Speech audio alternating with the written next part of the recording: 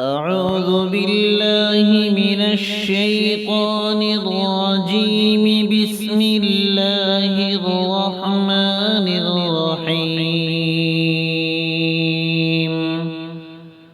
اللهم صل على سيدنا محمد وعلى آل سيدنا محمد وعلى آل سيدنا محمد صلاة تنجينا بها من جميع الأهوال والآفات وتقضي لنا بها جميع الحاجات وتطهرنا بها من جميع السيئات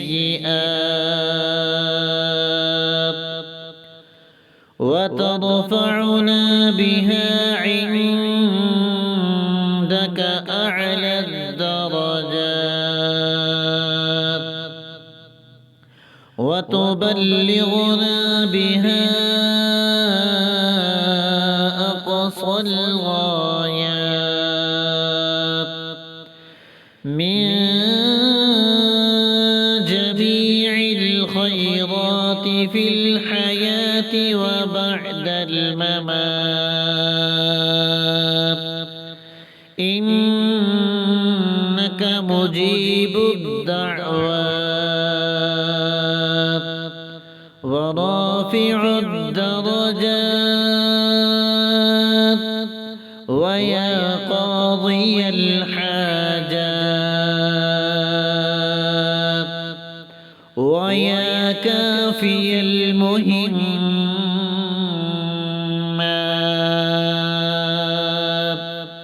ويا دافع البليات ويا حل المشكلات، أغثني أغثني أغثني يا إلهي، إنك على كل شيء قدير. اللهم صل على سيدنا محمد النبي الأمي وآله وبارك وسلم.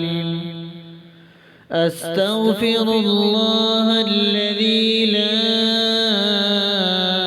إله إلا هو الحي القيوم وأتوب إليه.